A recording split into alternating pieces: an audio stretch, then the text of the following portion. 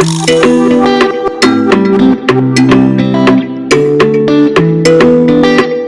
le monde, bienvenue sur ma chaîne. J'espère que vous allez bien. Moi, je vais très bien. Et moi, pour les nouveaux qui ne me connaissent pas, moi, c'est Fleur de Lotus. Je suis coach en urinothérapie. Je pratique cette thérapie-là depuis 20 ans maintenant. Et j'arrive à guérir des gens qui sont malades, qui ont des maladies chroniques et graves, dites incurables par la médecine conventionnelle. Donc, que tu sois nouveau ou ancien, tu es toujours le bienvenu sur ma chaîne. Si tu es nouveau, que tu n'es pas encore abonné, abonne-toi tout simplement pour recevoir les notifications des vidéos à venir. Donc, aujourd'hui, la vidéo va parler. Il y a une dame qui m'a envoyé un message pour que je puisse vous lire. Que je puisse lire à tous ceux qui sont sur ma chaîne et des gens, d'autres femmes qui vont tomber sur cette vidéo-là. C'est pour cela que j'ai mon ordinateur sur mon pied parce que le message est long. Donc, on va être attentif et on va écouter. Et après, je vais tirer la conclusion tout simplement. Donc, pour ne pas que la vidéo dure trop longtemps, on va commencer. On se lance. Bonjour Fleur de Lotus. Vraiment, merci de prendre votre temps pour nous partager à chaque fois votre savoir sur Amaroli. Je vous ai trouvé sur YouTube, cela fait 3 semaines. J'aimerais passer par votre canal pour exhorter mes sœurs qui te suivent sur ta chaîne et celles qui vont tomber sur ce message. Je suis une jeune femme de 30 ans, mariée depuis 5 ans maintenant, sans enfant. J'ai connu mon mari à l'église. On partait dans la même église et notre amour a commencé à grandir au fur et à mesure. Nous avons officialisé notre union et on a commencé à vivre ensemble. Avant le mariage, on a beaucoup parlé et on avait beaucoup de points en commun. On s'est dit qu'on n'aura pas de secret entre nous. Je mentionne que mon mari et moi avons un très bon travail. La vie ensemble était très bien pendant les 2 premières années. Vraiment, j'étais épanouie comme femme mariée et dans mon travail. Le côté sexuel était excellent. Rentré dans la 3e année de mariage, je commence à remarquer que mon mari ne rentrait plus à l'heure à la maison, après le travail. Et lorsque je lui faisais cas de cela, il me disait qu'il avait accumulé du travail, qu'il fallait qu'il termine ce travail de peur que son supérieur le réprimande. Comme je connaissais, moi aussi, le milieu du travail, j'ai compris. Mais cette situation a duré sur une longue période, pratiquement 1 année. Il trouvait tout le temps des excuses et moi, l'amour était tellement dans mes yeux, j'ai tout accepté. Pendant les week-ends, on ne sortait plus. Or, dès le début de notre mariage, on sortait. On passait du temps ensemble. Et les week-ends, on pouvait plus sortir. Il sortait avec ses amis du boulot que je connaissais pas. Soit c'est des fêtes chez des amis. Mais depuis un moment, plus vraiment de sexe. Il disait qu'il travaillait tellement qu'il est mort de fatigue. Et me faisait de nombreux cadeaux pour s'excuser à chaque fois. J'ai accepté sans savoir que j'étais en train de créer mon propre tombeau. Les jours passèrent et un jour, je suis tombée sur son téléphone qui sonnait. Et j'ai vu le nom de l'appelant. C'était un peu bizarre et j'ai commencé à me poser beaucoup de questions sur mon mari. Ces questionnements m'ont envoyé à fouiller dans son téléphone. Et tenez-vous bien, le nom de l'appelant que j'avais aperçu lui envoyait des images et des vidéos de sexe. Et j'ai vu mon mari en lingerie comme une femme et qui se faisait prendre par quelqu'un que j'ai reconnu le visage de l'autre. Puisque dès le début de notre mariage, il avait une fête au travail, il m'a ramené avec lui. Donc je connais 2 ou 3 personnes. Mon cœur a failli s'arrêter. J'ai commencé à transpirer à outrance comme une personne qui ressentait une grande chaleur. J'ai vu mon mariage et ma vie défiler devant moi, mais comme il était sous la douche, je suis revenue vite à moi pour éviter les soupçons. 2 semaines après cette trouvaille dans son téléphone, j'ai commencé à me sentir très mal. Et je me disais que c'est parce que j'ai découvert qu'il me... Je me disais que c'est parce que c'est ce que j'ai découvert dans son téléphone qui me rendait malade.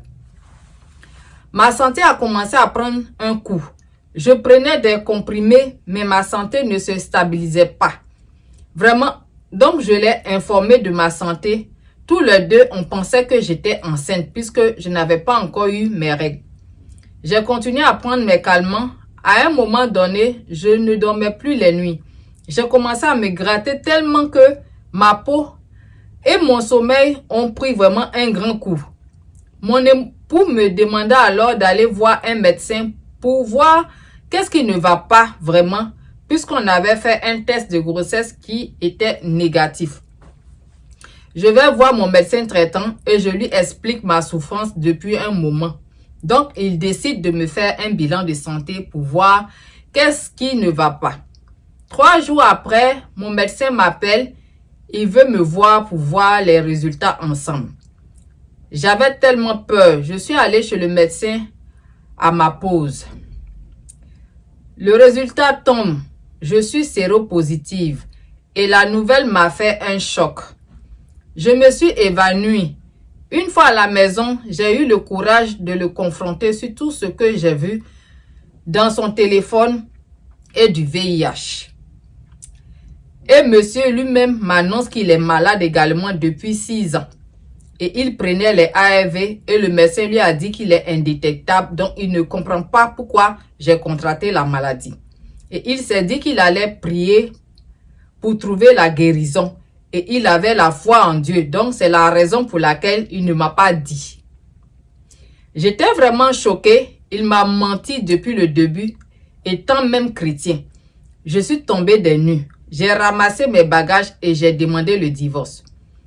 Tu triches en couchant avec ton patron et tes collègues, ils te prennent en partouze. Et comme c'est lui qui est leur femme, son troisième pied, parce que je n'ai pas dit le mot là, son troisième pied a commencé à ne plus fonctionner. Il mettait ça sur le compte de la fatigue. Or, au boulot, pour se faire chicoter comment on appelle? Un instant.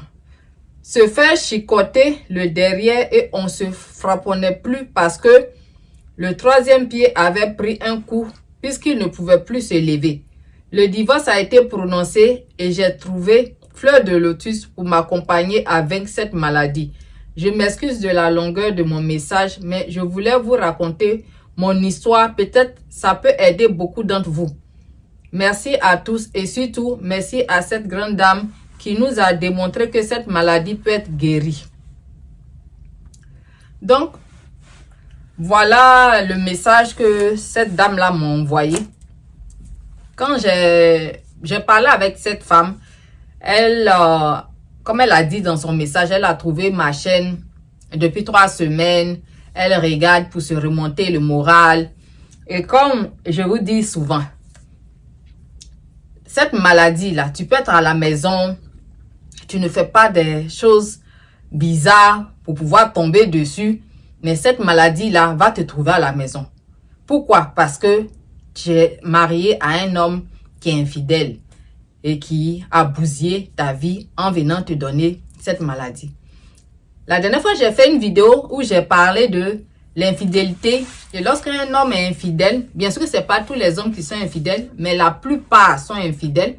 Et lorsqu'un homme est infidèle, quand on découvre, c'est mieux de partir. Mais cette femme-là, elle n'a pas eu la chance de partir plus tôt. C'est-à-dire qu'elle a contracté la maladie et après, elle a divorcé, elle est partie. C'est de ça que je vous parle à longueur de journée. Lorsque vous êtes malade, soignez-vous. Et le monsieur, on lui a dit quoi? Qu'il est indétectable. Mais malgré ça, il a infecté sa femme. Et ils se sont connus où? À l'église. Donc, à l'église, il y a des choses qui ne se cachent pas.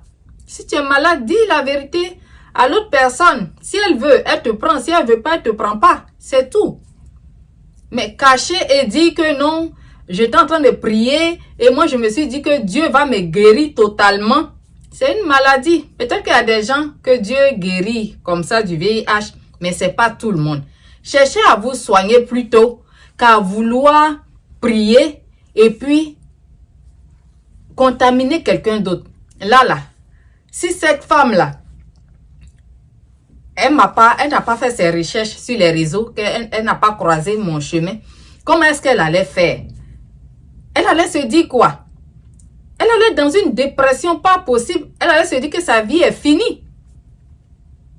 Et c'est pas parce que moi, j'aide les personnes atteintes de VIH à se soigner que tu vas aller, comment on appelle, prendre cette maladie-là, te laisser prendre cette maladie-là, venir, oui, Fleur de Lotus va m'aider. Non, prenez vos précautions. Quand vous voyez que la situation n'est pas ça, c'est mieux de partir que de se dire que non, je vais rester et autres. Et cette dame-là n'a pas eu la chance, elle a eu la maladie. Le jour, elle m'a contacté sur WhatsApp qu'on a eu à échanger. Vraiment, quand elle pleurait et tout ça, ça m'a fondu le cœur. Parce que c'est une femme comme moi. Nous tous, nous sommes dans des foyers, nous sommes dans des mariages. Ça peut arriver à tout le monde. Tu peux ne pas être une femme qui se balade, qui fait n'importe quoi. Parce que cette maladie-là aussi, c'est pas seulement sexuellement. Il y a des personnes qui travaillent à l'hôpital, qui se sont fait, elles sont des infirmières, qui se sont fait infecter par des piqûres qu'ils ont fait aux gens et tout ça. Des fois, ils ont marché sur quelque chose. Ou bien quelqu'un qui a cette maladie-là, qui traite les femmes. C'est là-bas, elles sont allées prendre et tout ça. Donc, il y a plusieurs façons d'avoir cette maladie-là. La dernière fois, je vous disais quoi? Mieux faut être guéri de cette maladie. Quand on te dit, oui, tu es indétectable, tu es assis là, on ne sait pas si tu prends tes médicaments là correctement ou bien tu ne prends pas. Et comme je vous ai dit, tu peux être indétectable, mais ton organisme là, il est en pleine évolution à chaque fois. Si tu es grippé, ton état de santé là, ton état change. Donc, tu ne peux pas être indétectable tout le temps. Si tu as eu une infection tout de suite, ton état va changer. Donc, tu n'es plus indétectable. Donc, c'est mieux de se soigner que continuer à prendre des choses qui vont bousiller ton foie, ton rein, ton organisme, tout en toi. J'ai vu des femmes qui coulaient, les ongles là pourrissaient. Mais ça faisait des années qu'elles prenaient ces médicaments-là. Et le bas aussi coulait. Ça sentait et tout ça. Mais malgré ça, elles prenaient ces médicaments-là. Faites-vous soigner. C'est important. Et cette dame-là, elle a eu la chance de tomber sur moi. Sinon, avec les démangeaisons là, ça allait être pire. Donc, on a commencé son traitement et les démangeaisons sont finies. Je lui ai montré comment faire. Les démangeaisons sont finies. On continue le traitement puisque le traitement, c'est sur 90 jours, c'est-à-dire 3 mois. Vraiment, son histoire m'a touchée. Ça m'a vraiment ébranlé. On vous parle, vous ne comprenez pas. Voilà. Voilà une de vos sœurs qui m'a envoyé un message pour vous parler à travers ma personne, à travers ma chaîne YouTube. Écoutez et mettez en pratique. Des fois, on est là, on fait confiance à des hommes qui ne sont pas corrects. Moi, une autre chose que je voulais dire, lorsque tu sais que tu es double plus, ou bien tu es de l'autre côté, il faut faire de l'autre côté là-bas. Pourquoi vous venez prendre des femmes? En plus de ça, tu dis tu vas à l'église. C'est pour ça que moi, je vois les gens qui vont à l'église, mais moi-même, je ne donne pas de considération parce que je sais qu'il y a des gens qui sont de fervents chrétiens. Ce n'est pas de vous que je parle, mais ceux qui sont chauffés les bancs. Et puis, c'est pour faire n'importe quoi là. C'est d'eux que je parle. Être chrétien et être malade, on ne se soigne pas et puis on dit oui. Est-ce que le remède même, c'est pas Dieu même qui a mis ça en nous? C'est pas même les plantes même, c'est pas Dieu même qui fait que les plantes poussent. Donc, pourquoi vous refusez de vous soigner et vous partez contaminer les gens? C'est important de se soigner. Et lorsque vous êtes de l'autre côté là, arrêtez d'arnaquer les femmes en leur disant oui, je veux de toi, je veux rester avec toi, tu es mon cœur, tu es mon bébé, tu es mon ceci, tu es un papa. Après là, c'est pour venir contaminer les femmes là. Tu vas être de l'autre côté là-bas. Personne ne te dit, faut pas aller. Mais de grâce, faut pas venir prendre une femme, la faire souffrir et tu t'en vas rentrer de l'autre côté là-bas. Après, tu viens chez elle. Ou bien c'est toi-même qui es la femme là-bas. Et puis après, te voici. Quand tu te donnes comme femme de l'autre côté là-bas, tu deviens aussi... ton troisième pied là ne marche plus. Ça ne marche plus. Parce que tu es devenu leur femme. Donc, quand vous êtes comme ça là, nous on ne vous dit pas que de ne pas aller faire. Mais restez là-bas. Quand vous faites ça là, restez là-bas. Ne venez pas mettre les conneries là chez vos femmes. Et cette femme-là a pensé qu'elle était enceinte. Or que c'était pas ça. Elle a fait le test, c'était négatif. Et le bilan de santé a montré autre chose. Elle a souffert, elle souffrait de démangeaisons, de douleurs dans le corps et tout ça. Quand tu sais que tu as la chose, ben tu lui dis oui, voilà à l'hôpital, ils vont te faire le truc. Il fallait lui dire premièrement. C'est vraiment choquant, c'est vraiment triste de tomber sur des choses comme ça. Quand moi je vous parle, vous pensez que je suis en train de dire n'importe quoi.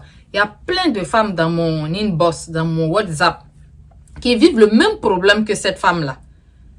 Qui se sont fait contaminer par leur mari. Et même eux, ces femmes-là, c'est pas parce que l'homme, il était double plus. Mais c'était seulement avec les femmes.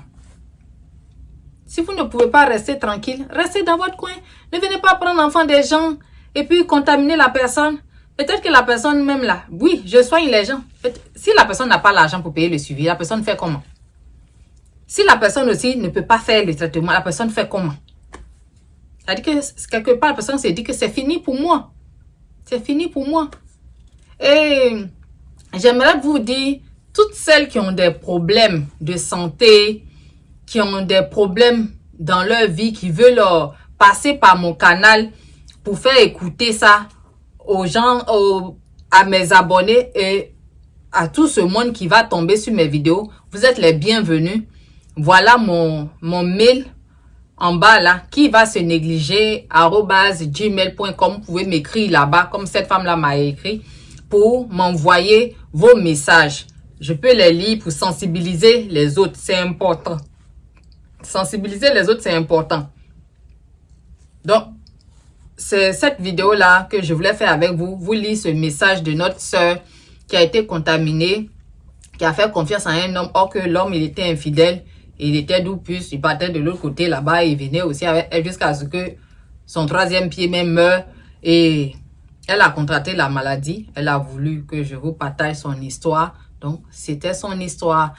Merci de m'avoir écouté et à bientôt pour une nouvelle vidéo. Bye bye.